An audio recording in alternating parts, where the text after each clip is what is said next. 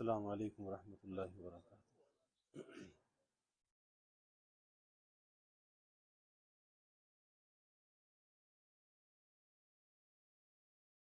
الحمد للہ وکفا وسلام علی عباده الذین اصطفى،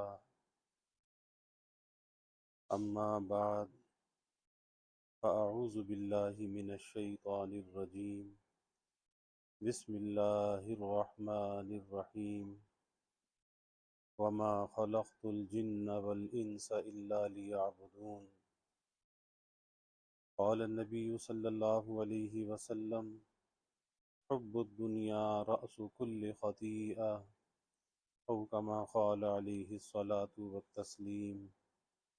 رب اشرح لی صدری ویسر لی امری واحلل عقدۃ من لسانی یفقهوا قولی۔ سبحانک لا علم لنا الا ما علمتنا انک انت العلیم الحکیم۔ ان اللہ وملائکتہ یصلون علی النبی یا ایہا الذین آمنوا صلوا علیہ وسلموا تسلیما۔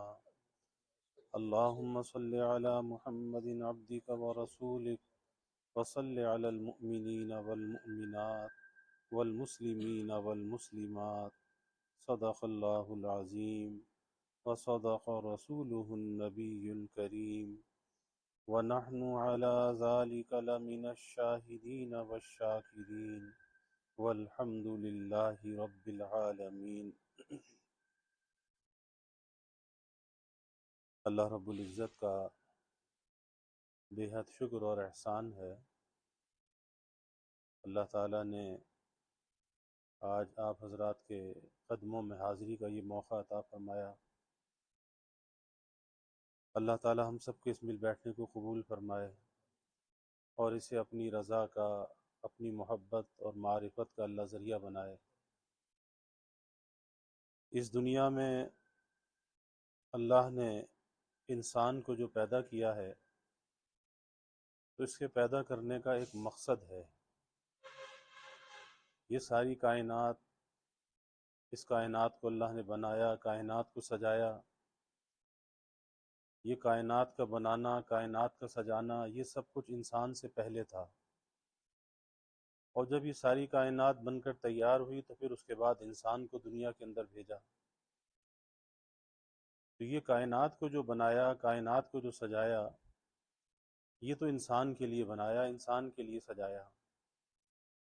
لیکن انسان کو جو اللہ نے پیدا کیا وہ کائنات کی کسی چیز کے لیے پیدا نہیں کیا، بلکہ کائنات کی ہر چیز کو انسان کا خادم بنایا اور انسان کو مخدوم بنایا۔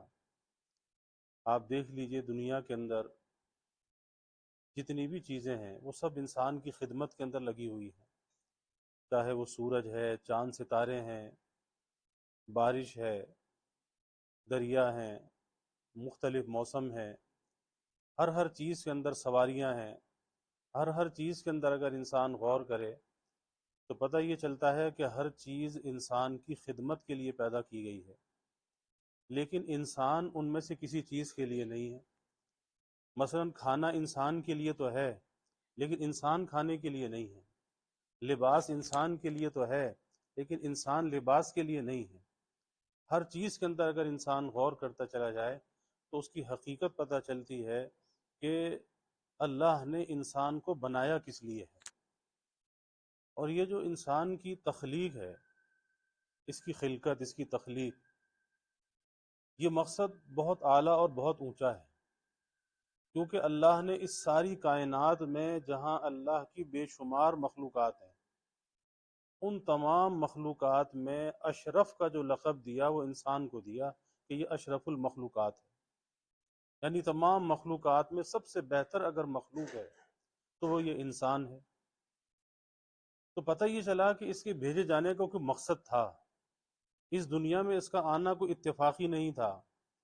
اللہ تعالیٰ اس بندے سے کچھ چاہتے تھے جبھی اللہ نے اس کو دنیا میں بھیجا۔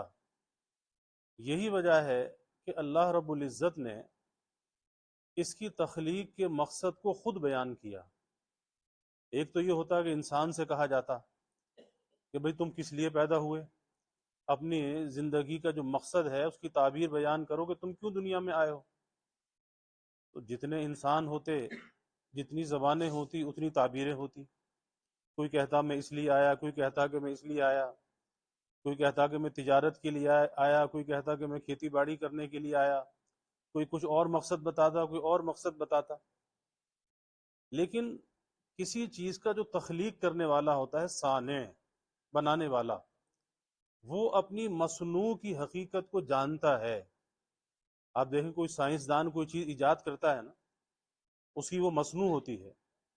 اب وہ سائنسدان جو صانع ہے، بنانے والا ہے، اسے پتا ہے کہ میری یہ جو مصنوع ہے یہ کس مقصد کے لیے ہے، کہ یہ موبائل فون اگر ہے تو یہ کس مقصد کے لیے ہے، یہ واشنگ مشین اگر ہے تو یہ کس مقصد کے لیے ہے، یہ پنکھا اگر ہے تو یہ کس مقصد کے لیے ہے۔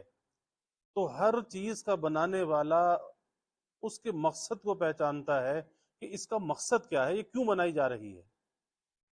اور پھر جب اس کے مقصد کو بتا دیا جاتا ہے کہ پنکھا یہ ہوا کے لیے ہے، یہ لائٹ جو ہے روشنی کے لیے ہے، تو پھر ہم اسے اسی کام کے اندر استعمال کرتے ہیں۔ یعنی ہمارے اندر اللہ نے اتنا عقل و شعور دیا ہے کہ کوئی انسان اگر ہمیں کسی چیز کے بارے میں بتا دیتا ہے کہ بھئی میں نے یہ چیز ایجاد کی ہے، اس مقصد کے لیے ایجاد کی ہے، تو ہم اسے اسی مقصد میں استعمال کرتے ہیں، ہم اس کے خلاف استعمال نہیں کرتے۔ اور ہم سمجھتے بھی ہیں کہ اگر ہم نے اس کو اس کے مقصد کے خلاف استعمال کیا تو کیا ہوگا، چیز بگڑ جائے گی، اس کا فائدہ ہم حاصل نہیں کر سکیں گے۔ اس لیے ہم صحیح مقصد میں اس کو استعمال کرتے ہیں اور ایک ایک چیز کو مدتوں استعمال کرتے رہتے ہیں۔ تو اسی لیے انسان جو اللہ تعالیٰ کی مخلوقات میں سب سے بڑی تخلیق ہے، اس کا مقصد اتنا بڑا ہے جس کو اللہ نے خود بیان فرمایا وَمَا خَلَقْتُ الْجِنَّ وَالْإِنسَ إِلَّا لِيَعْبُدُونِ۔ اب اس کے مقصد کو اللہ نے بیان کر کے ساری بحثوں کو ختم کر دیا۔ اب کوئی بحث نہیں ہو سکتی، کوئی مکالمہ نہیں ہو سکتا، کوئی یہ نہیں کہہ سکتا جی میرے پیدا کرنے کا مقصد تو کچھ اور ہے۔ ساری بحثوں کو اللہ نے ختم کر کے سمیٹ دیا کہ انسان کی تخلیق کا مقصد کیا ہے، الا لیعبدون، جنات اور انسان کو صرف اس لیے پیدا کیا گیا کہ یہ اللہ کی عبادت کے لیے، اس کی عبدیت کے لیے، اس کی غلامی کے لیے یہ پیدا کیا گیا ہے، اس کے علاوہ کوئی اور مقصد نہیں ہے۔ اور دوسری تفسیر جو ابن عباس رضی اللہ تعالی نے فرمائی الا لیعبدون کی، الا لیعرفون، کہ اسے رب نے جو پیدا کیا ہے اسے اپنی معرفت کے لیے پیدا کیا ہے، معرفت کے لیے، پہچان کے لیے، شناخت کے لیے۔ انسان عالم ارواح میں بھی تھا، جب اللہ نے تمام ارواح کو پیدا کر کے عالم ارواح میں جمع کیا، پھر اللہ نے وہاں پر ان ارواح سے عہد لیا، الست بربکم، کیا میں تمہارا رب نہیں ہوں؟ اور وہ وقت بھی ایسا تھا کہ تمام ارواح خاموش تھی کہ کیا جواب دیں، یہ سوال ہوا کیا میں تمہارا رب نہیں ہوں؟ تو سب سے پہلے رسول اللہ صلی اللہ علیہ وسلم کی روح نے یہ جواب دیا، قالوا بلا، بے شک آپ ہمارے رب ہیں۔ پھر تمام ارواح نے کہا بلا، بے شک آپ ہمارے رب ہیں۔ تو عہد الست کہلاتا ہے جو عالم ارواح کے اندر لیا گیا۔ لیکن اللہ تعالیٰ کو انسان کی ترقی مطلوب تھی، اور عالم ارواح میں انسان روح تو تھی لیکن جسم نہیں تھا، اس لیے عالم ارواح میں انسان ترقی نہیں کر سکتا تھا۔ تو دنیا میں جو اللہ نے بھیجا اور اس ساری کائنات کو جو سجایا اور نعمتوں سے انسان کو مالا مال کیا، اس کا مقصد یہی تھا کہ اس دنیا میں یہ جائے کہ اس کائنات کو سجا کر اس کے لیے یہ کائنات امتحان کی جگہ بنا دی، دارالامتحان بنا دیا، اور یہ امتحان پاس کر کے پھر میرے پاس آ جائے۔ اور جب امتحان اگر پاس کر کے یہ میرے پاس آیا، اس امتحان میں کامیاب ہو کر یہ آیا، تو پھر نعمتیں بھی اس کو ایسی ایسی دوں گا، اس کے وہم و گمان میں بھی نہیں ہوگی کہ کیا کچھ ملنے والا ہے، اس کے تصور میں، اس کے خیال میں وہ نعمتیں جو اللہ نے وہاں پر بنائی ہیں، یہ تصور بھی نہیں کر سکتا کہ وہاں پر کیا کیا نعمتیں سے ملنے والی ہیں۔ لیکن امتحان سے گزرنا پڑے گا، اور دنیا کے اندر بھی تو ہم دیکھتے ہیں نا کہ انسان کچھ حاصل کرنے کے لیے امتحان دیتا ہے، امتحان پاس کرتا ہے۔ ایک ڈاکٹر جب تک میڈیکل کا امتحان پاس نہیں کرتا اسے ڈگری نہیں ملتی، اور اس امتحان کو پاس کرنے کے لیے کتنی سر توڑ کوشش کی جاتی ہے۔ ڈاکٹر ہے، انجینئر ہے، اکاؤنٹنگ ہے، مختلف شعبے ہیں دنیا کے اندر، کتنی اس کے لیے سر توڑ کوشش کی جاتی ہے اس امتحان کو پاس کرنے کے لیے۔ کیا چیز ہے؟ کوئی مقصد پیش نظر ہوتا ہے کہ یہ چیز مجھے حاصل ہو جائے، یہ منصب مجھے حاصل ہو جائے۔ تو اسی طرح سے جب دنیا کے اندر رہتے ہوئے ہم کسی چیز کو اپنا مقصد بنا لیتے ہیں، پھر اس مقصد کو حاصل کرنے کے لیے سر توڑ کوشش کرتے ہیں، اسی طرح ہماری زندگی کا ایک مقصد ہماری آخرت ہے، اپنے اللہ کو راضی کرنا ہے۔ اور یہ تخلیق اللہ نے اسی لیے بنائی ہے، یہ انسان کو جو بنایا ہے اس کی خلقت کا، تخلیق کا مقصد بھی یہی ہے کہ یہ اللہ کو راضی کرے۔ اب دیکھنا یہ چاہیے کہ ہمارا مقصد زندگی تو واضح ہے، اس میں کوئی کلام نہیں ہو سکتا، کوئی یہ نہیں کہہ سکتا کہ جی میں اس مقصد کے لیے نہیں اور اس مقصد کے لیے نہیں، وہ تو واضح ہے۔ اب ہمیں یہ دیکھنا چاہیے کہ جو مقصد ہمارے پیدا کرنے والے رب نے بیان کیا، اس مقصد کو ہم حاصل کر رہے ہیں۔ دنیا کے اندر اگر کوئی انسان کہیں پر نوکری لیتا ہے، کسی آفس میں نوکری لیتا ہے، اسے بتایا جاتا ہے کہ بھئی تمہارا یہ کام ہوگا، یہ کام آپ کو کرنا ہوگا، اور یہ آپ کی تنخواہ ہوگی۔ اگر وہ کام کرنے کا اقرار کرتا ہے، جی ٹھیک ہے میں نے یہ کام کرنا ہے، میں یہ کر سکتا ہوں، تو مالک کا اور اس کا معاہدہ ہو جاتا ہے، مالک اور ملازم کا۔ اب مالک یہ دیکھتا ہے کہ جو مقصد کے لیے میں نے اسے لگایا تھا، جو کام کی ذمہ داری اس کو دی تھی، آیا ذمہ داری کو پورا کر رہا ہے یا نہیں کر رہا؟ جو تنخواہ میں اس کو دوں گا تو یہ تنخواہ کا عوض بھی دے رہا ہے یا نہیں دے رہا، اس کا بدل بھی دے رہا ہے یا نہیں دے رہا، کیا کر رہا ہے؟ اگر جو اس کام کو اپنی امانت اور دیانت کے ساتھ انجام دے رہا ہے، اس کا مالک اس سے خوش ہوتا ہے، اس کے کام سے خوش ہوتا ہے، اور کام سے خوش ہو کر اس کا پورا پورا عوض، اس کا بدلہ اس کو دیتا ہے، اور کبھی خوش ہوتا ہے تو اس پر کچھ اضافہ بھی دے دیتا ہے، چلو ٹھیک ہے یہ تمہارا بونس ہے کہ جی کام سے وہ خوش ہو گیا۔ یہ تو ایک مالک اور ملازم کا تعلق ہے، لیکن اللہ کے ساتھ ہمارا کوئی ملازمت کا تعلق نہیں ہے، اللہ کے ساتھ ہمارا غلامی کا تعلق ہے، غلامی کا تعلق ہے۔ اور جو کچھ اللہ ہمیں دینا چاہتا ہے، یا جو کچھ اللہ نے ہمارے لیے بنایا ہے، تو وہ ہمارے کسی عمل کا بدلہ ہو نہیں سکتا۔ ہم کوئی ایک عمل بھی زندگی کا ایسا پیش نہیں کر سکتے کہ جو اس کا بدل ہو جو وہاں پر ملنے والا ہے۔ تو پھر وہ کیا ہے جو وہاں پر ملنے والا ہے؟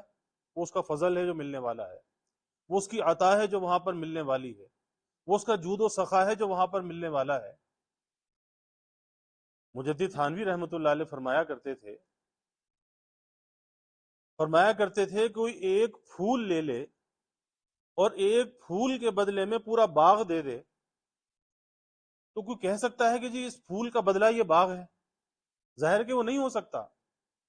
اسی طرح سے جو اللہ ہمیں جنت عطا کرنے والا ہے، جو نعمتیں دینے والا ہے، وہ ہمارے اعمال کا بدلہ نہیں ہے۔ اعمال تو صرف اس لیے ہیں، دنیا میں آنے کا مقصد تو اس لیے ہے کہ یہاں سے اس راستے سے گزرتے گزرتے اپنے مالک کو راضی کرتے ہوئے گزرو، اس کی مرضی کے خلاف نہ چلو، نیکی کے ساتھ زندگی کو گزارو۔ یہ دنیا امتحان گاہ ہے، اس میں آزمائش ہے، اس میں اللہ نے خیر اور شر دونوں چیزوں کو رکھا ہے۔ یہاں پر نیکی بھی ہے اور بدی بھی ہے، خیر بھی ہے اور شر بھی ہے۔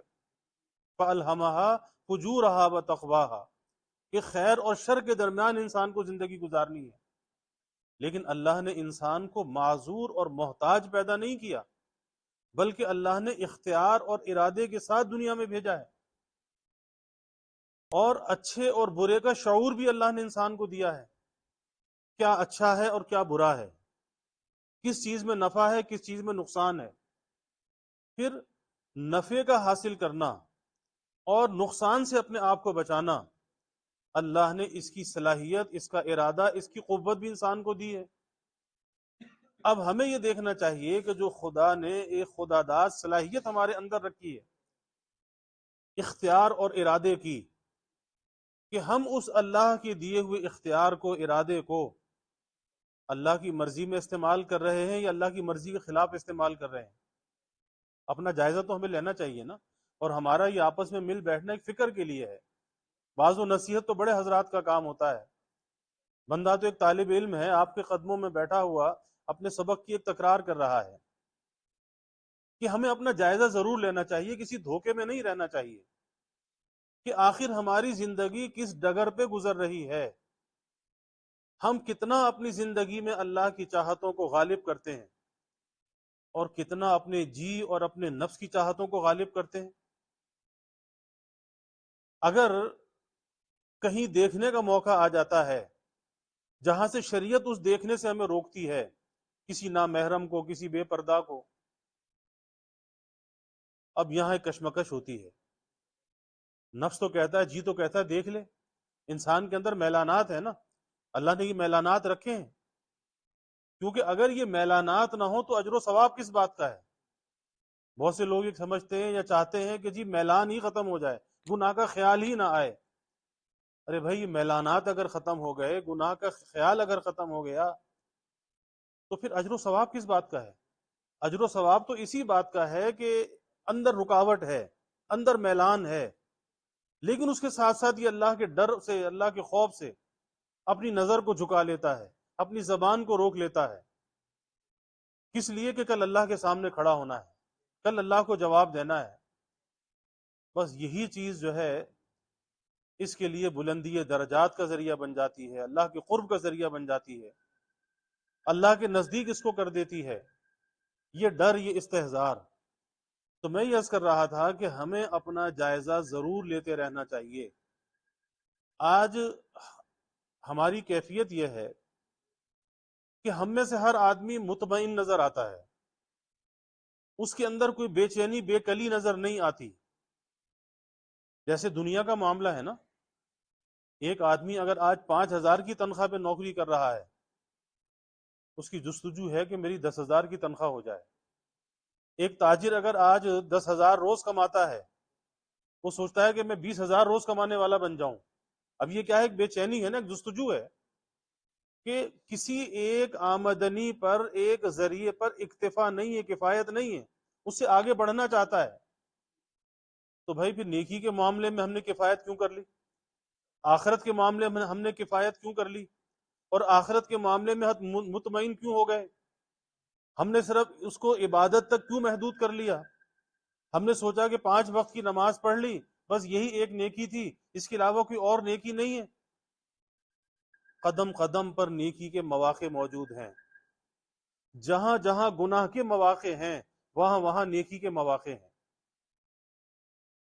کہ مسجد سے نماز پڑھ کے نکلا، فرض نماز کو ادا کیا، اور ظاہر ہے کہ اللہ نے اپنا قرب، اپنی نزدیکی سب سے زیادہ فرائض کے اندر رکھی ہے، کیونکہ فرائض جو ہے وہ اول الاعمال میں سے ہے، انسان کے ایمان کے بعد۔ لیکن جب باہر نکلا تو بد نظری کا موقع آ گیا، کوئی بے پردہ عورت نامحرم کوئی سامنے آ گئی، اب اس کے دل کے اندر ایک ڈر اور خوف پیدا ہوا، اس نے فوراً اپنی نظر کو نیچے جھکا لیا۔ یہ نظر کا جھکانا ایسا ہی ہے جیسے فرض نماز کا پڑھنا فرض، اسی طرح سے گناہ کے موقع پر اپنے کو گناہ سے بچانا بھی فرض۔ اور جو ثواب فرض نماز پڑھ کر انسان کو ملتا ہے، وہی ثواب، وہی قرب اللہ کا سڑک پر گناہ سے بچ کر بھی ملتا ہے، وہی قرب ملتا ہے جو فرض نماز پڑھ کے ملتا ہے، کیونکہ یہ بھی فرض ہے اور وہ بھی فرض ہے۔ تو پتہ چلا کہ کبھی یہاں پر قرب کا موقع ہے اللہ کی نزدیکی حاصل کرنے کا، اور کبھی باہر سڑک پر بھی موقع ہے۔ اسی طرح سے گھر میں گیا، بوڑھے ماں باپ موجود ہیں، بوڑھے ماں باپ کے پاس بیٹھا، ان کو محبت کی نگاہ سے دیکھا، ان کی خدمت کر لی، ان کی خیریت پوچھ لی، ان کے چہرے پہ نظر ڈالی، محبت بھری نظر ڈالی، اللہ نے حج کا ثواب دے دیا۔ تو یہ بھی تو قرب کا موقع ہے نا، یہ بھی تو ثواب کا موقع ہے.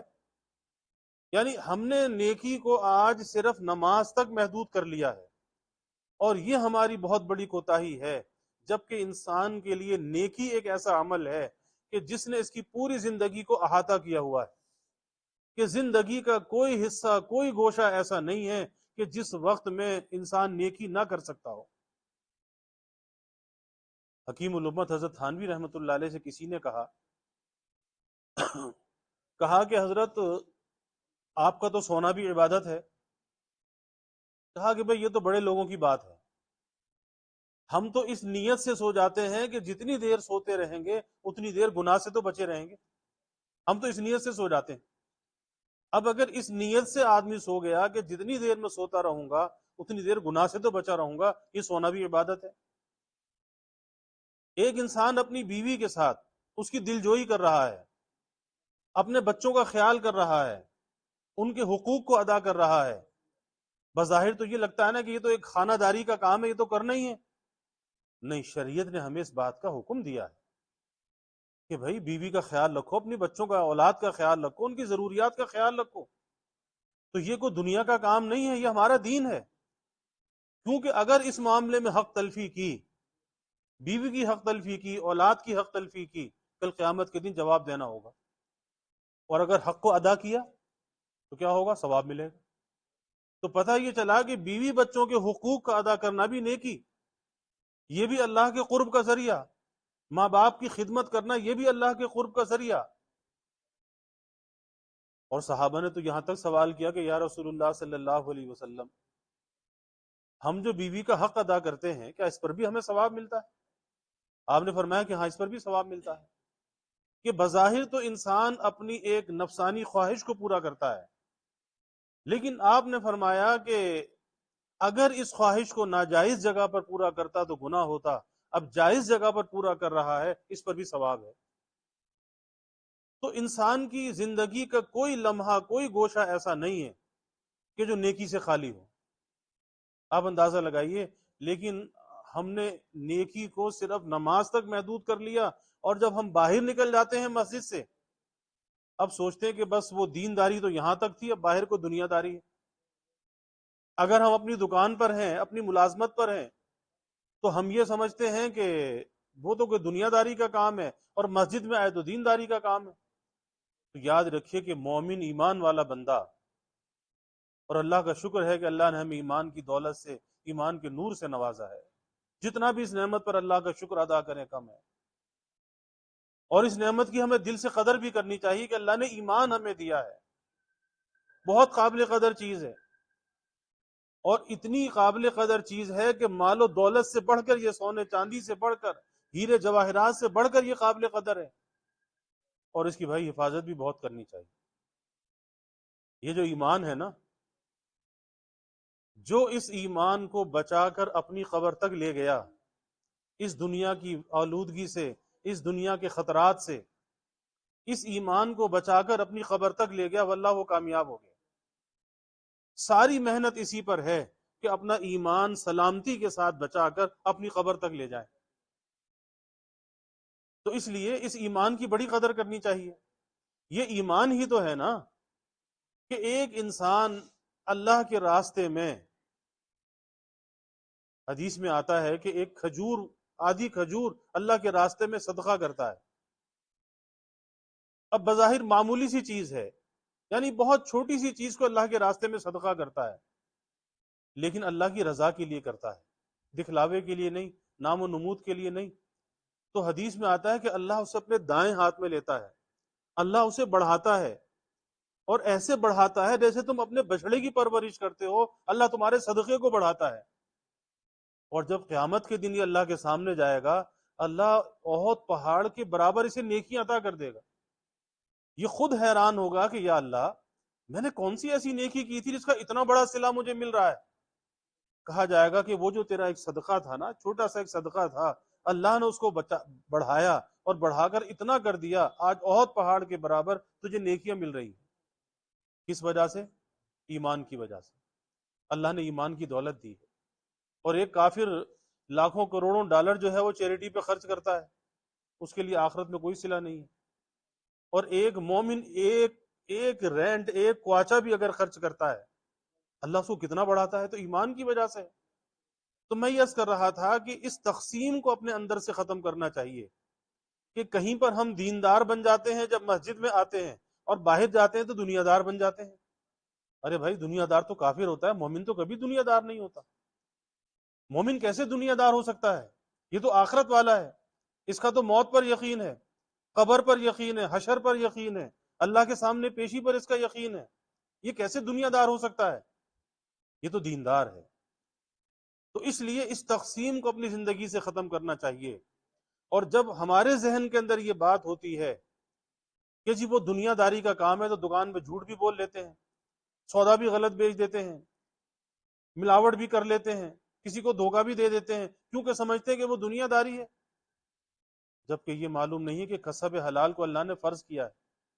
اللہ نے اپنی عبادت کے بعد کسب حلال کو فرض کیا کہ جس طرح سے اللہ کی عبادت کے اندر قرب ہے، ثواب ہے، اسی طرح تجارت کے اندر بھی قرب اور ثواب ہے، کیونکہ فرض کہا نا، کسب الحلال فریضۃ بعد الفریضہ، کہ اللہ نے اپنے فرائض کے بعد جو چیز فرض کی ہے وہ کسب حلال کو فرض کیا ہے۔ اب جو آدمی اپنی دکان پر ہے، تجارت پر ہے، اور تجارت پر کھڑے ہو کر وہ کسب حلال حاصل کر رہا ہے، اس کے دل کے اندر یہ فکر ہے کہ میں نے حرام کا لقمہ حاصل نہیں کرنا، میں نے جھوٹ نہیں بولنا، میں نے دھوکہ نہیں دینا، میں نے ملاوٹ نہیں کرنی، نہ کم تولنا ہے نہ کم ناپنا ہے، امانت اور دیانت کے ساتھ اپنی تجارت کو ادا کرنا ہے، دکان پر کھڑا ہو کر بھی فرض کا ثواب پا رہا ہے کیونکہ کسب حلال میں لگا ہوا ہے، تو وہ دنیا کہاں سے؟ وہ تو دین ہے، یہ تو تجارت بھی دین ہے، ہم نے اس کو دنیا بنا لیا۔ تو اس دھوکے سے اپنے آپ کو نکالنا چاہیے کہ مومن تو ہر جگہ دیندار ہے، وہ کہیں بھی دنیا دار نہیں۔ یہ تو دکان پر کھڑا ہوتا ہے تو وہاں بھی قرب پاتا ہے، یہ بیوی کے پاس ہے تو جب بھی اللہ کے قرب کو پاتا ہے، یہ اپنے بچوں کی تربیت کرتا ہے، اچھا انسان بنانے کی کوشش کرتا ہے کہ جب بھی اللہ کا قرب پاتا ہے۔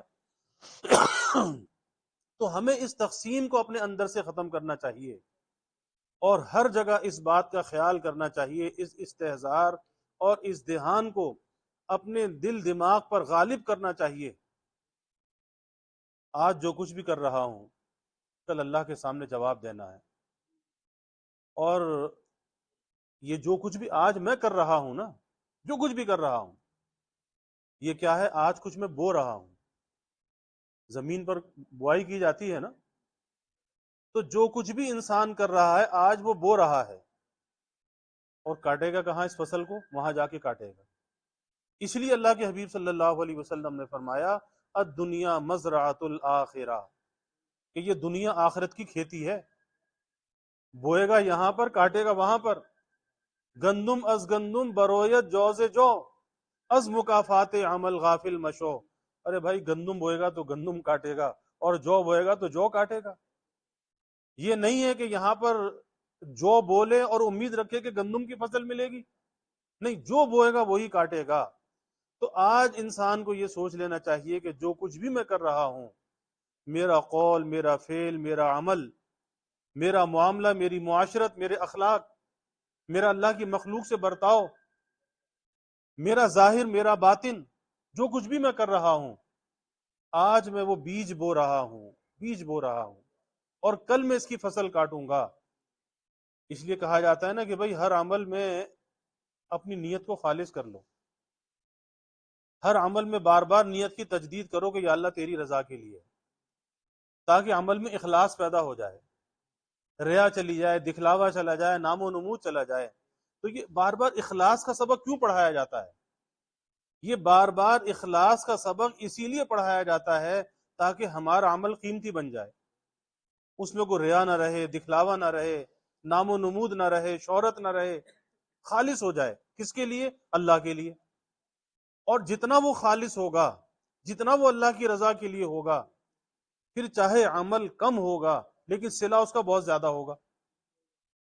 اور حدیث میں بھی آتا ہے نا، اللہ کے حبیب صلی اللہ علیہ وسلم نے فرمایا کہ میرا صحابی ایک مد جو اللہ کے راستے میں خیرات کرے، اور غیر صحابی احد پہاڑ کے برابر سونا خیرات کرے۔ کتنا بڑا فرق ہے کہ ایک مٹھی بھر جو وہ اللہ کے راستے میں صحابی خیرات کرے اور غیر صحابی احد پہاڑ کے برابر سونا خیرات کرے، آپ نے فرمایا کہ صحابی کا وہ جو ایک مٹھی بھر جو ہے وہ اس سے زیادہ بڑا ہوا ہے۔ کس وجہ سے؟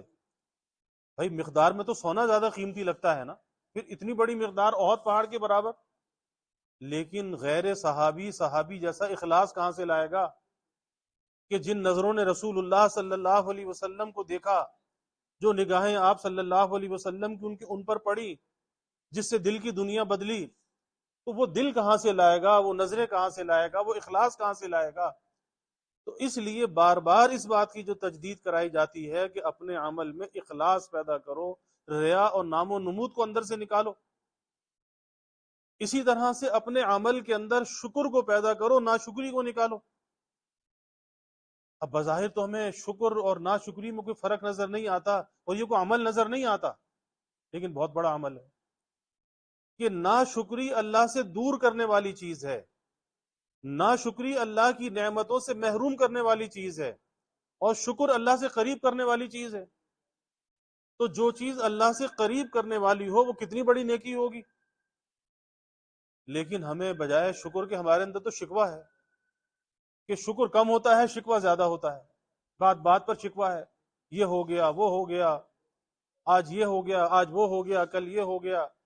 تو بھائی شکر ہونا چاہیے، شکر ہونا چاہیے، کیونکہ اللہ کی نعمتیں اتنی زیادہ ہیں کہ جسے انسان شمار بھی نہیں کر سکتا، تو اس پر شکر ہم پر واجب ہے کہ ہم اللہ کی نعمتوں پر اللہ کا شکر ادا کریں۔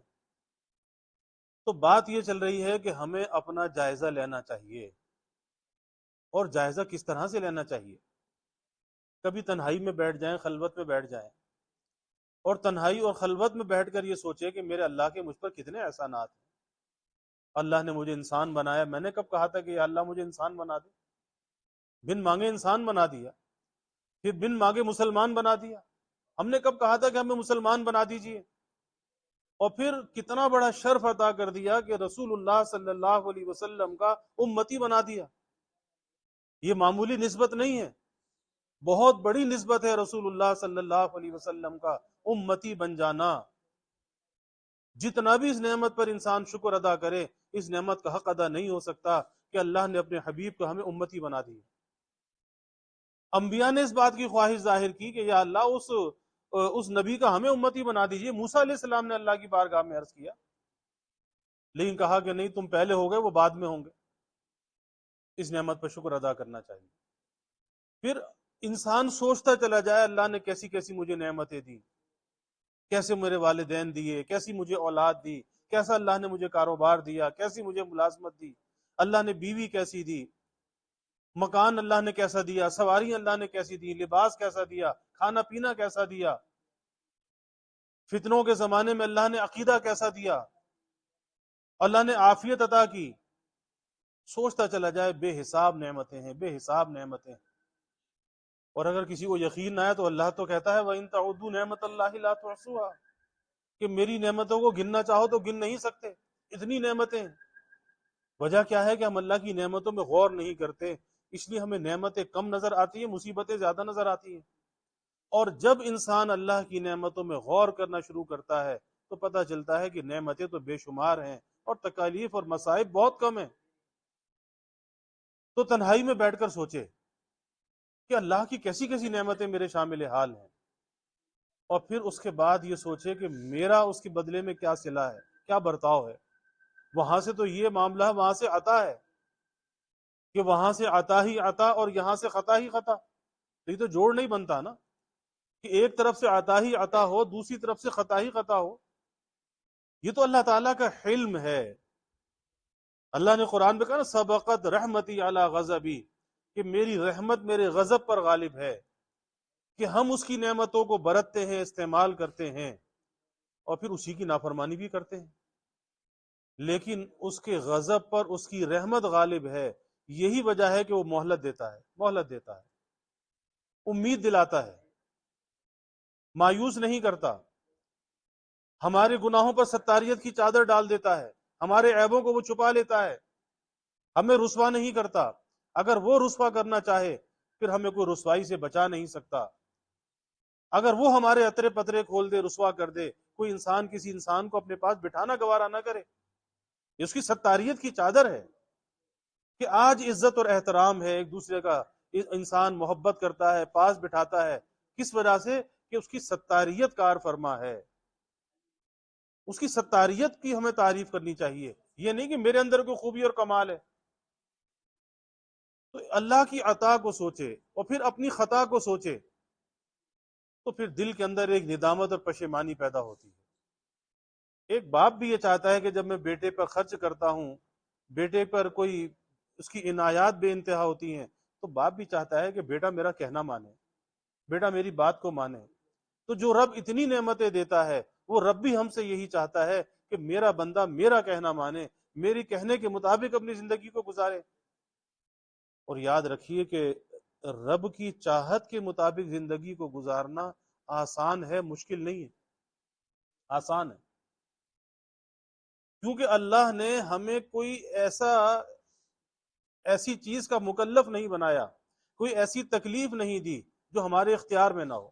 اور اللہ نے قرآن میں بھی کہہ دیا لا یکلف اللہ نفسا الا وسعها، کہ کوئی ایسی تکلیف نہیں دی، کوئی ایسا کام، کوئی ذمہ داری نہیں سونپی جو تمہارے اختیار میں نہ ہو.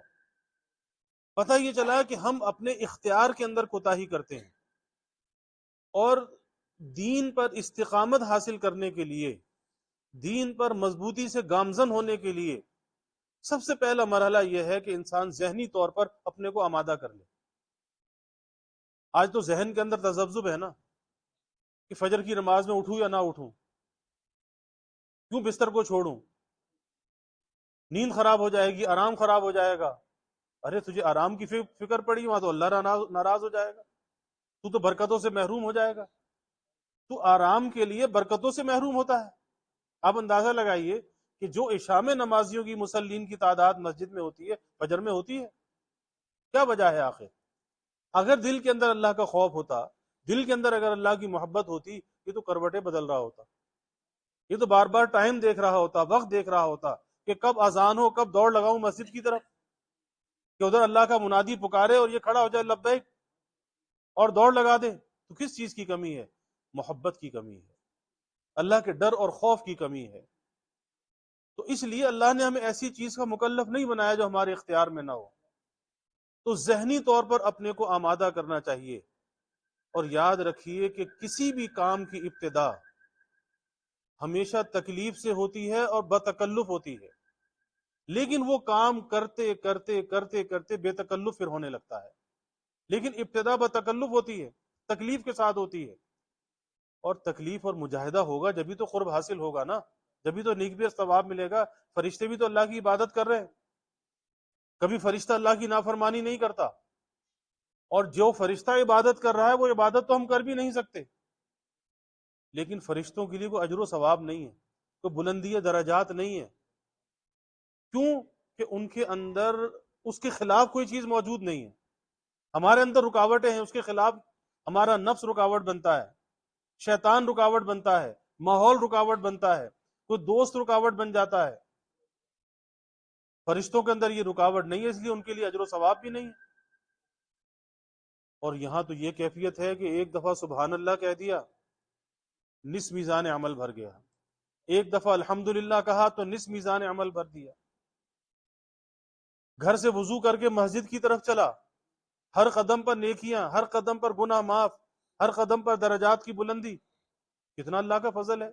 اور گھر سے وضو کر کے مسجد کی طرف آیا، ایسے جیسے احرام باندھ کر گھر سے بیت اللہ کی طرف آیا. کیونکہ اس کے اندر رکاوٹ ہے، نفس نہیں چاہتا، شیطان نہیں چاہتا، لیکن یہ ان خواہشات کو پامال کرتا ہے. حضرت بایزید بستامی رحمۃ اللہ علیہ بہت بڑے اولیاء امت میں سے گزرے ہیں. ایک مرتبہ رات کو اللہ سے مناجات کر رہے تھے. مناجات کرتے کرتے پھر راز و نیاز ہونے لگتی ہے. تو اللہ سے کہا کہ یا اللہ، کوئی اپنے قرب کا سب سے نزدیک، سب سے آسان راستہ بتا دیجیے، یعنی آج کی زبان میں شارٹ کٹ بتا دیجیے کہ آپ کی نزدیکی، آپ کا قرب حاصل ہو جائے. کبھی ہمیں بھی کرنا چاہیے، تنہائی میں بیٹھ کے اللہ سے باتیں کرنی چاہیے، اللہ سے مانگنا چاہیے، اپنی مشکلات کو اللہ کے سامنے پیش کرنا چاہیے، اللہ سے اللہ کی محبت مانگنی چاہیے، اس کی سزا اور پکڑ سے پناہ مانگنی چاہیے. اس کی نعمتوں کا سوال کرنا چاہیے، اور اس طرح کی تنہائی ہو، خلوت ہو، کوئی بھی نہ ہو، بس یہ بندہ ہو اور اس کا اللہ ہو، اور یہ راز و نیاز میں لگا ہوا ہو. پھر دیکھیں اللہ دل پر کیسی بہاریں ڈال دیتا ہے، کیسا اللہ دل کے اندر اطمینان ڈال دیتا ہے، کتنی دل کے اندر ڈھارس بن جاتی ہے. پھر اسے پتہ چلتا ہے کہ ہاں، میرے ساتھ تو میرا اللہ ہے، اور جب میرا اللہ میرے ساتھ ہے پھر اسے کسی اور کی کیا ضرورت ہے. پھر مخلوق سے نظر ہٹ جاتی ہے، اللہ کی ذات پر یقین اس کا بڑھ جاتا ہے، اللہ کی نعمتوں کی قدردانی دل میں آ جاتی ہے. اللہ والے باوجود اس کے کہ اللہ کے مقبول ہوتے ہیں، لیکن پھر یہ ڈر اور خوف لگا ہوا ہوتا ہے کہ کہیں کوئی کوتاہی نہ ہو جائے، کہیں ایسا نہ ہو کہ جو آج ہماری حالت ہے یہ باقی رہے یا نہ رہے. ڈرتے رہتے ہیں، اللہ کے سامنے روتے رہتے ہیں، الہ زاری کرتے ہیں. تو بایزید بستامی رحمۃ اللہ علیہ اللہ سے الہ زاری کر رہے ہیں، یا اللہ اپنے قرب کا کوئی آسان راستہ بتا دیجیے. کا دا نفس کا بتحال، اے بایزید اپنے نفس کو چھوڑ دے اور ہمارے پاس چلا. تو پتہ یہ چلا کہ اللہ اور بندے کے درمیان اگر کوئی چیز رکاوٹ ہے، حجاب ہے، وہ انسان کے نفس کی خواہشات ہیں، اس کے جی کی خواہشات ہیں، کہ جو جی میں آیا کر لیا. تو ظاہر ہے کہ بھائی جی کا کہنا مان لے یا اللہ کا کہنا مان لے، کس کا بندہ ہے؟ اپنے جی کا بندہ ہے یا اللہ کا بندہ ہے؟ کبھی اپنے آپ سے کہنا تو چاہیے، مکالمہ تو کرنا چاہیے نا کہ بندہ تو کس کا ہے، کہنا کس کا مانے گا. اپنے آپ سے مکالمہ کرنا چاہیے کہ اپنے نفس کو چھوڑ دے، ہمارے پاس چلا آ. یعنی ایک قدم اگر اپنی خواہشات پر رکھ دے، اگلا قدم تو اللہ کے پاس ہوگا. آج ہم کہتے ہیں جی گناہ سے بچنا تو بڑا مشکل ہے، کیسے بچیں؟ ارے بھائی نفس سے مکالمہ کرو، اس سے کہو کہ تو گناہ کرے گا تجھے عذاب ہوگا، پکڑ ہوگی، سزا ہوگی، تو وہاں کی سزا کو برداشت کر سکتا ہے؟ ایک نوجوان کا واقعہ کتابوں کے اندر آتا ہے کہ جنگل میں طالب علم تھا، جنگل میں تنہا رہتا تھا، ایک جھونپڑی ڈالی ہوئی تھی. ایک مرتبہ شہزادی شکار کے لیے نکلی، اپنے قافلے سے بچھڑ گئی، رات ہو گئی. اسے جنگل میں ایک روشنی نظر آئی، وہ چلتی چلتی اس روشنی تک آئی، دیکھا کہ ایک نوجوان ہے اور چراغ کے پاس وہ بیٹھا ہوا کتاب کا مطالعہ کر رہا ہے. کہنے لگی کہ میں راستہ بھٹک گئی ہوں، رات میں یہاں پہ گزارنا چاہتی ہوں. اس نے کہا بہت اچھا، یہ میرا بستر ہے، آپ میرے بستر پر آ جائیے. اور خود کتاب کے ساتھ جو ہے چراغ کے پاس بیٹھ گیا. اب رات، جنگل کی رات، اندھیری رات، تنہائی، نہ شہزادی کو نیند آئے اور یہ نوجوان کتاب لے کر چراغ کے پاس بیٹھا ہے. لیکن وہ شہزادی یہ دیکھتی ہے کہ ہر تھوڑی دیر کے بعد یہ نوجوان اپنی انگلی کو چراغ کی لو پر لے کر جاتا ہے، پھر ہٹا لیتا ہے، پھر تھوڑی دیر کے بعد پھر لے کر جاتا ہے، پھر ہٹا لیتا ہے. ساری رات اسی کشمکش میں گزر گئی، نہ اسے نیند آئی اور یہ اس کشمکش میں رات گزارتا رہا. جب صبح ہوئی، اس شہزادی نے پوچھا بھئی یہ رات کیا ماجرا تھا، کہ سمجھ میں بات نہیں آئی کہ ساری رات کتاب لیے چراغ کے پاس بیٹھے رہے اور ہر تھوڑی دیر کے بعد اپنی انگلی کو چراغ کی لو پر لے جاتے تھے. کہنے لگا کہ بات یہ تھی کہ اس جنگل کی اندھیری رات میں، تنہائی میں، جبکہ کوئی یہاں پر نہیں تھا، میرا نفس مجھ سے یہ کہتا تھا کہ تو گناہ کر لے. نفس میں میلانات ہیں، نفس کے اندر تقاضے ہیں، لیکن اللہ نے انسان کو اختیار و ارادہ دیا ہے اس کو قابو کرنے کا، اس کو شکست دینے کا. تو نفس یہ کہتا تھا کہ کر لے، گناہ کر لے.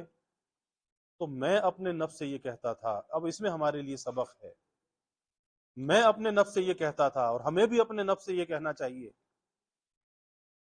کہ یہ جو چراغ کی لو ہے نا، چراغ کی آگ جو ہے، یہ چراغ کی لو، یہ جہنم کی آگ سے 70 درجے کم ہے. 69 درجے کم کر کے یہ دنیا کے اندر اللہ نے آگ بھیجی ہے، وہ 69 درجے سے زیادہ ہے، یعنی 70 درجے پورے ہوں گے وہاں پر. وہ کتنی اشد ہوگی. تو میں اپنے نفس سے، اپنے جی سے یہ کہتا تھا کہ تو اس آگ کو برداشت کر لے، میں گناہ کر لوں گا.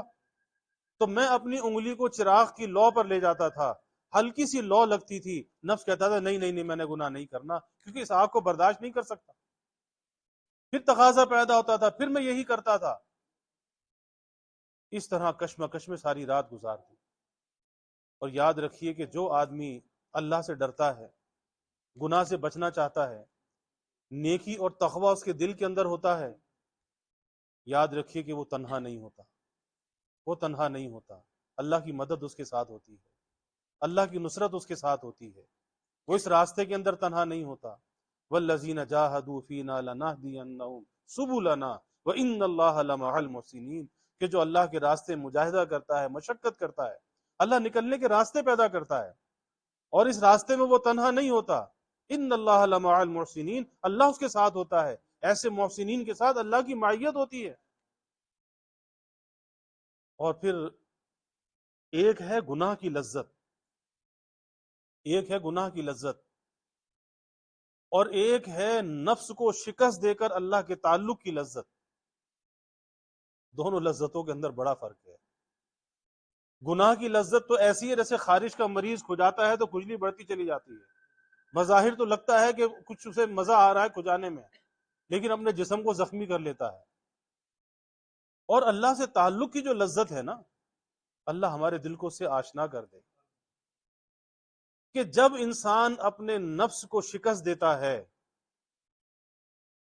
ایک ہے نفس سے شکست کھاتا ہے، تو بڑے بڑے نوجوان صحت مند تندرست و توانا، لیکن نفس سے شکست کھائے ہوئے اور اپنے کو سمجھتے کہ ہم بڑے جوان ہیں۔ ارے بھائی، جوانی کا تقاضا تو یہ ہے کہ اس نفس کو شکست دو، اس نفس کو ہراؤ، فاتح بن کے جیو۔ یہ کیا کہ شکست خوردہ بن جانا، یہ مومن کی شان کے خلاف ہے۔ کیسے نفس کے آگے یہ ہتھیار ڈال دے شکست خوردہ بن جائے؟ ارے اس نفس کو شکست دینی چاہیے۔ اس کا طریقہ یہی ہے کہ جس گھڑی انسان اس نفس کی خواہش کو پامال کرتا ہے، اس دل کی چاہت کو توڑتا ہے، اس ٹوٹے ہوئے دل کے اندر اللہ ہوتا ہے۔ حدیث میں آتا ہے نا، اللہ کہتا ہے میں ٹوٹے ہوئے دلوں میں ہوتا ہوں۔ اگر مجھے ڈھونڈنا ہے تو ٹوٹے ہوئے دلوں میں ڈھونڈو۔ ٹوٹا ہوا دل کس کو کہتے ہیں؟ یہی تو ٹوٹا ہوا دل ہے کہ اللہ کے لیے، اللہ کو راضی کرنے کے لیے، اللہ کے عذابوں سے بچنے کے لیے، کبھی اللہ کے ڈر سے، کبھی اللہ کی محبت میں، اس دل کو توڑ دیا، اللہ کو ناراض نہیں کیا، اس دل کو توڑ دیا۔ جس گھڑی اس نے اس دل کو توڑا، اس گھڑی اللہ اس دل کے اندر ہوتا ہے، کیونکہ اللہ کہتا ہے کہ نہ مجھ کو میری زمین سما سکتی ہے، نہ مجھ کو میرا آسمان سما سکتا ہے، اگر میں سما سکتا ہوں قلب مومن میں سما سکتا ہوں۔ کس قلب مومن میں؟ یہی تو قلب مومن ہے نا، جو قدم قدم پر اللہ کے لیے اس دل کی چاہت کو توڑ دیتا ہے، اللہ کی چاہت کو جوڑ دیتا ہے، لیکن اس دل کی چاہت کو، جی کی چاہت کو توڑ دیتا ہے۔ اللہ اس ٹوٹے ہوئے دل کے اندر ہوتا ہے، اور جس دل میں اللہ آ جائے اس کی لذت اور حلاوت کا کیا کہنا۔ پھر انسان کو کسی اور چیز میں مزہ نہیں آتا جو لذت اور حلاوت اس کے اندر ہوتی ہے۔ اور حدیث میں بھی آتا، اللہ کے حبیب صلی اللہ علیہ وسلم نے فرمایا کہ جو آدمی اپنی نگاہ کو حرام جگہ سے روک لیتا ہے، موقع تھا دیکھنے کا، دیکھ سکتا تھا، لیکن اللہ کا حکم یاد آ گیا، یغضوا من ابصارہم، اپنی نظروں کو نیچا رکھو، شہوت سے نہیں دیکھا، اللہ کے ڈر اور خوف سے نظر کو نیچے جھکا لیا، کہا کہ اللہ اسے با حلاوت عبادت کی توفیق عطا فرمائے گا۔ ایسی لذت، ایسی حلاوت، ایسا مزہ، ایسی مٹھاس جسے اپنے دل کے اندر یہ محسوس کرے گا، اس کے سجدوں کی لذت بڑھ جائے گی، اس کی مناجات کی لذت بڑھ جائے گی، اس کے ذکر کی لذت بڑھ جائے گی۔ ارے گناہ چھوڑ کر تو دیکھ، رب کو راضی کر کے تو دیکھ، پھر دیکھ کہ اللہ کے سامنے جھکنے میں کتنا مزہ ہے، پھر دعا کے اندر کتنی لذت ہے، پھر تلاوت کے اندر کتنی لذت اور مزہ ہے۔ آج تو نماز میں مزہ نہیں آتا، سجدوں میں مزہ نہیں آتا۔ وہی مثال ہے کہ بخار کا مریض ہو، اسے لذیذ کھانوں میں مزہ نہیں آتا۔ بخار کے مریض کو لذیذ کھانے کڑوے پھیکے معلوم ہوتے ہیں، تو کھانا کڑوا نہیں ہوتا، کھانا پھیکا نہیں ہوتا، اس کے اندر خرابی ہوتی ہے۔ اسی طرح یہ گناہوں کا جو بخار ہے نا اندر سے، اس نے عبادت کی لذت کو خراب کر رکھا ہے۔ عبادت میں تو لذت ہے، ذکر میں، اللہ کے نام میں لذت نہیں ہوگی تو پھر کس چیز میں لذت ہوگی؟ لیکن اس کی لذت ہمیں محسوس کیوں نہیں ہوتی؟ پتہ چلا کہ ہمارے اندر کوئی بگاڑ ہے، اندر کوئی خرابی ہے۔ اس اندر کی خرابی کو دور کرنا چاہیے، تو بھی لذت سے آشنا ہو جائے گا۔ تو بھائی ہمیں سوچنا چاہیے، مقصد زندگی کو سامنے رکھنا چاہیے، اور یہ زندگی تو تیزی کے ساتھ گزر رہی ہے۔ آج دنیا کی دوڑ میں تو ہم لگے ہوئے ہیں، یہی تجھ کو دن ہے رہوں سب سے بالا، یہی تجھ کو دن ہے رہوں سب سے بالا۔ جس کو دیکھو ایک دوسرے سے آگے بڑھنے کی کوشش ہے، اس کے پاس ایسی گاڑی ہے، میرے پاس اس سے اچھی ہونی چاہیے، میرا مکان اس سے اچھا ہونا چاہیے، میرا کاروبار اس سے اچھا ہونا چاہیے، میرا لباس اس سے اچھا ہونا چاہیے. تو یہی تجھ کو دن ہے رہوں سب سے بالا، ہو زینت نرالی ہو فیشن نرالا، جیا کرتا ہے کیا یوں ہی مرنے والا، جیا کرتا ہے کیا یوں ہی مرنے والا، تجھے حسن ظاہر نے دھوکے میں ڈالا. یہ دنیا کی چمک دمک، یہ حسن ظاہر، تجھے حسن ظاہر نے دھوکے میں ڈالا. ایک دن مرنا ہے آخر موت ہے، کر لے جو کرنا ہے آخر موت ہے. سانس ہے ایک راہ روے ملک عدم، ہو رہی ہے عمر مثل برف کم، ہو رہی ہے عمر مثل برف کم، چپ کے رفتہ رفتہ دم بدم. جیسے برف پگھلتی ہے نا، پتہ نہیں چلتا، پھر آخری قطرہ بھی ہاتھ سے نکل جاتا ہے. تو زندگی بھی مثل برف کے پگھل رہی ہے. ابھی کسی بھائی نے دعا کے لیے کہا، ان کے گھر میں کسی کا انتقال ہوا. یہ ہمارے لیے پیغام ہوتا ہے. وہ جانے والا کہہ جاتا ہے کہ میاں میں تو چلا، بس زبان حال کہہ کے جاتا ہے. نصیحت ہوتی ہے میں تو چلا، اپنی ذرا تم فکر کرنا، تم نے بھی یہاں نہیں رہنا، تم نے بھی پیچھے چلے آنا ہے. اللہ ان کے درجات کو بلند فرمائے اور آخرت کی منزلوں کو اللہ آسان فرمائے. لیکن جانا سب نے ہے. ہو رہی ہے عمر مثل برف کم، چپ کے رفتہ رفتہ دم بدم، اور سانس ہے ایک راہ روے ملک عدم. ایسے ملک عدم کی طرف یہ سانسوں کا سلسلہ ہے جہاں جا کے کوئی لوٹ کے نہیں آتا. دفعتاً ایک روز یہ جائے گا تم، اور جب تھمنے کا وقت آئے گا تو بتایا بھی نہیں جائے گا کہ سانس تھمنے کا وقت آ گیا ہے. اذان کا وقت ہے. تو بھائی ہمیں اپنی آخرت کو سامنے رکھنا چاہیے، اس کی تیاری میں لگنا چاہیے. اور اس کا بنیادی چیز یہی ہے کہ مقصد زندگی کو سامنے رکھیں. جیسے دنیا کے اندر ہم کوئی مقصد سامنے رکھتے ہیں، پھر اس مقصد کو اچیو کرتے ہیں، تو یہاں بھی مقصد یہ ہونا چاہیے کہ میں نے آخرت کو پانے کے لیے اس دنیا میں جد و جہد کرنی ہے. اور جو آخرت کے لیے جد و جہد کرتا ہے، دنیا کی جد و جہد کے لیے اللہ کا وعدہ نہیں ہے جو چاہے جیسا چاہے جب چاہے مل جائے. اللہ کا وعدہ نہیں ہے دنیا کے لیے. ہاں جس کو جیسا چاہے گا اللہ اپنی مرضی سے دے گا. لیکن آخرت کے لیے اللہ یہ کہتا ہے وَمَنْ أَرَادَ الْآخِرَةَ وَسَعَى لَهَا سَعْيَهَا وَهُوَ مُؤْمِنٌ فَأُولَٰئِكَ كَانَ سَعْيُهُمْ مَشْكُورًا. اللہ کہتا ہے جو آخرت کے لیے کوشش کرے، سعی کرے، ارادہ کرے، ایمان والا بندہ ہو، شرط ایمان ہے. أُولَٰئِكَ كَانَ سَعْيُهُمْ مَشْكُورًا. آخرت کی کوشش کو اللہ کا وعدہ ہے اس کو ضرور کامیاب کرتا ہے، اور ہماری توقع سے زیادہ کرتا ہے. یہاں تو یہ ہے نا کہ 8 گھنٹے کسی نے جاب کی تو 8 گھنٹے کی تنخواہ ملتی ہے. وہاں یہ حساب بھی نہیں، وہاں بے حساب ملتا ہے، بے حساب ملتا ہے، انسان کے تصور سے زیادہ ملتا ہے. کوئی کر کے تو دیکھے. تو مقصد زندگی کو بھائی ہمیں پیش نظر رکھنا چاہیے، مقصد کو پہچان کے اس کے حصول میں لگنا چاہیے. رہی دنیا، ارے جو اللہ نے مقدر کیا وہ تو مل کے رہے گا، وہ کون چھین سکتا ہے.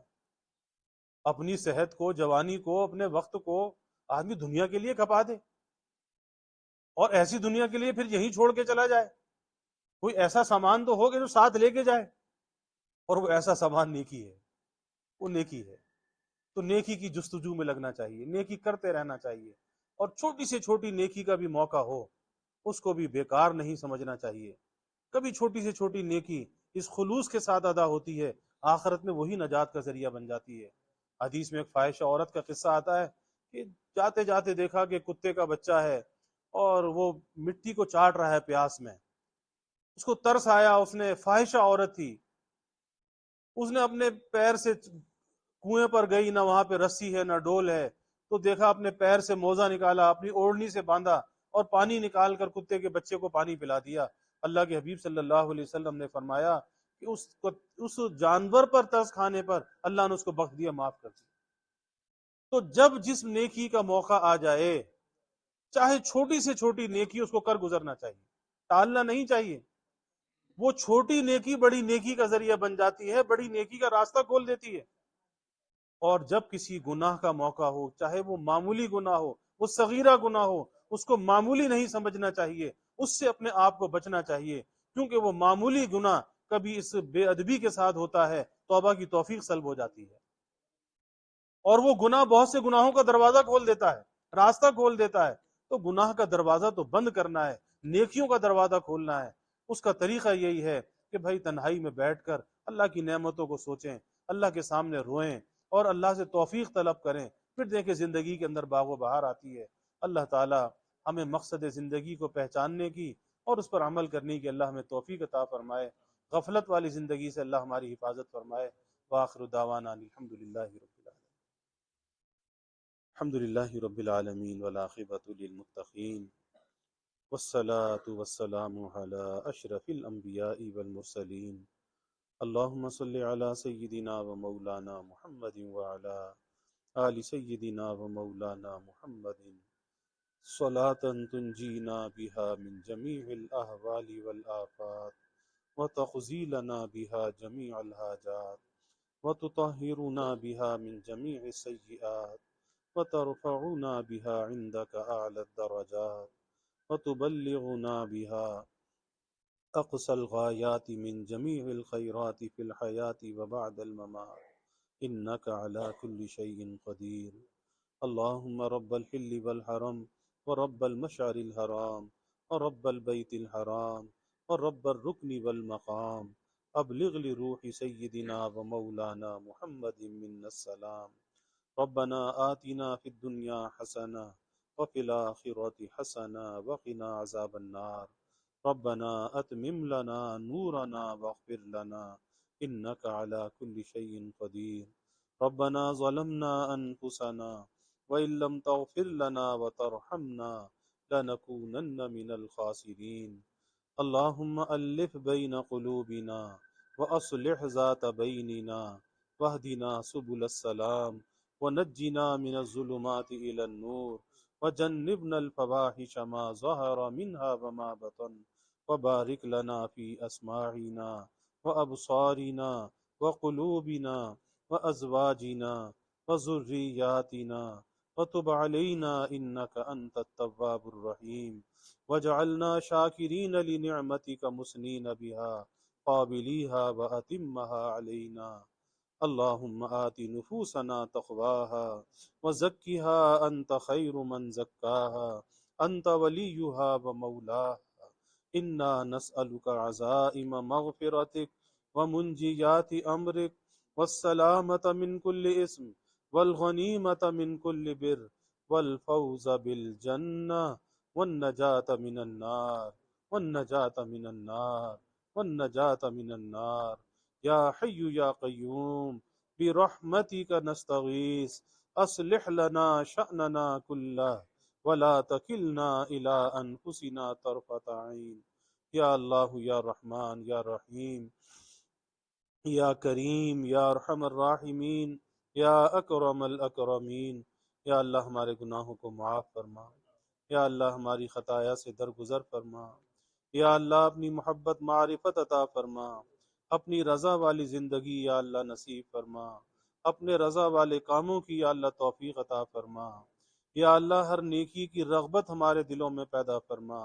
ہر نیکی کا کرنا یا اللہ آسان فرما، ہر گناہ کی نفرت یا اللہ دلوں میں پیدا فرما، ہر گناہ سے بچنا یا اللہ ہمارے لیے آسان فرما، یا اللہ اپنی محبت بھی عطا فرما، اپنا خوف بھی عطا فرما، یا اللہ اتنی محبت عطا فرما کہ نیکی میں جو سستی اور غفلت ہے یا اللہ وہ دور ہو جائے، یا اللہ اپنا اتنا خوف ہمیں عطا فرما کہ تیری نافرمانی سے گناہ سے یا اللہ ہم باز آ جائیں۔ اے اللہ مقصد زندگی کو پیش نظر رکھنے کی ہمیں توفیق عطا فرما، یا اللہ اس مقصد کو حاصل کرنے اور اس جستجو میں زندگی گزارنے کی یا اللہ توفیق عطا فرما، یا اللہ نیکی اور تقوی والی زندگی عطا فرما، یا اللہ اپنی ذات عالی کا استحضار ہمیں نصیب فرما، اپنا دھن اور دیہان ہمیں نصیب فرما، اپنی یاد سے ہمارے دلوں کو آباد فرما، اغیار سے دلوں کو خالی فرما، اپنی محبت معرفت سے دلوں کو لبریز فرما، یا اللہ جتنے بھی حاضرین ان کے متعلقین اہل خانہ یا اللہ سب کے دلوں کے نیک ارادوں کو تمناؤں کو پورا فرما، سب کی حاجات کو پورا فرما، سب کی پریشانیوں کو دور فرما، بیماریوں سے یا اللہ حفاظت فرما، ہر ناگہانی بلا اور مصیبت سے یا اللہ حفاظت فرما، زمینی آسمانی آفات سے یا اللہ حفاظت فرما، موذی امراض سے یا اللہ حفاظت فرما، یا اللہ اس بستی کے مسلمانوں پر اپنی رحمتوں کا نزول فرما، برکتوں کا نزول فرما، سب کے کھانے پینے میں خیر و برکت فرما، علم و عمل میں خیر و برکت فرما، روزی روزگار میں خیر و برکت فرما، گھر بار میں خیر و برکت فرما، سب کی اولادوں کو یا اللہ نیک صالح بنا، آنکھوں کی ٹھنڈک بنا، والدین کے لیے راحت کا ذریعہ بنا، والدین کو اولاد کی خوشیاں دیکھنا نصیب فرما، اولاد کا مستقبل یا اللہ تابناک بنا، یا اللہ اپنی نعمتوں کی قدردانی کی توفیق عطا فرما، شکر گزاری کی توفیق عطا فرما، یا اللہ اپنی ہر نعمت کو تیری رضا میں استعمال کرنے کی توفیق عطا فرما، نا قدری سے بچا، نا شکری سے بچا، یا اللہ زوال نعمت سے تیری پناہ چاہتے ہیں، عافیت کے لوٹ جانے سے تیری پناہ چاہتے ہیں، یا اللہ تیرے غصے سے تیری پناہ چاہتے ہیں، یا اللہ، یا اللہ جو ہماری عمر بڑھتی جائے ہماری نعمتوں کو بڑھاتے جانا، ہماری نیکیوں کو بڑھاتے جانا، یا اللہ ہماری عافیت کو بڑھاتے جانا، یا اللہ سب سے زیادہ ہمارے ایمان کو بڑھا دینا، یا اللہ جب وقت آخر آئے، یا اللہ جب وقت ملاقات آئے، سب سے زیادہ ایمان ہمارے پاس ہو، اے اللہ تیری ملاقات کا شوق دل میں ہو، یا اللہ موت کی رغبت دل میں ہو، یا اللہ تیری ملاقات کے شوق کے ساتھ تیری ملاقات نصیب ہو، ایمان پر خاتمہ یا اللہ ہمیں نصیب فرما، اے اللہ حسن خاتمہ نصیب فرما، ہماری قبروں کو جنت کا باغ بنا، قبر کے اندھیرے سے، تنگی سے، عذاب سے بچا، قبروں کو کشادہ فرما، منور فرما، اے اللہ میدان حشر کی ذلت و رسوائی سے بچا، اپنے حبیب صلی اللہ علیہ وسلم کی شفاعت نصیب فرما، آپ کی شفاعت سے یا اللہ جنت کا ٹھکانہ عطا فرما، یا اللہ ہمارے پیارے جو دنیا سے چلے گئے، اے اللہ اپنے جوار رحمت میں جگہ عطا فرما، یا اللہ ان بھائی نے دعا کے لیے کہا ان کے گھر میں کسی کا انتقال ہوا، اور ہمارے ایوب بھائی کی اہلیہ بھی یا اللہ ماضی قریب میں انتقال کر گئی، اور یا اللہ اس بستی میں یا اللہ جو بھی مرحومین ہیں، اے اللہ تو سب کی مغفرت فرما، سب کی قبروں کو جنت کا باغ بنا، یا اللہ آخرت کی منزلوں کو آسان فرما، اپنے جوار رحمت میں یا اللہ جگہ عطا فرما، یا اللہ پیچھے رہ جانے والوں کو صبر عطا فرما، صبر جمیل عطا فرما، اور یا اللہ یہ موت کی منزل اس سے ہم سب کا واسطہ سابقہ پڑھنے والا ہے، اے اللہ اس کی تیاری کا ہمیں فکر عطا فرما، اعمال آخرت کا ہمیں اہتمام کرنے والا بنا، غفلت والی زندگی سے یا اللہ ہماری حفاظت فرما، یا اللہ جو ہم نے مانگا وہ بھی عطا فرما، جو نہ مانگ سکے وہ بھی عطا فرما، یا اللہ ہمارے اس مل بیٹھنے کو قبول فرما، یا اللہ اس طرح ہمیشہ محبتوں سے مل بیٹھنا نصیب فرما، اے اللہ جیسے ہمیں یہاں جمع فرمایا، اے اللہ تو جنت میں بھی ہمیں اکٹھا فرما، اے اللہ یہ معیت ہمیں جنت میں بھی نصیب فرما، اس محبت کو، اس حب فی اللہ کو اے اللہ تو اپنی محبت کا ذریعہ بنا، آخرت کے لیے ذخیرہ بنا، نجات کا یا اللہ ذریعہ بنا، یا اللہ اپنی رحمتوں کا، برکتوں کا، راحتوں کا نزول فرما، زحمتوں کو دور فرما، دین دنیا آخرت کی ہر بھلائی عطا فرما، ہر شر سے، ہر فتنے سے حفاظت فرما، یا اللہ ہمیں عافیت دارین عطا فرما، عافیت دائمہ عطا فرما، ربنا تقبل منا انك انت السميع العليم وتب علينا انك انت التواب الرحيم وجزى الله عنا محمدا صلى الله عليه وسلم ما هو اهله وصلى الله تعالى وسلم على النبي الكريم آمين برحمتك يا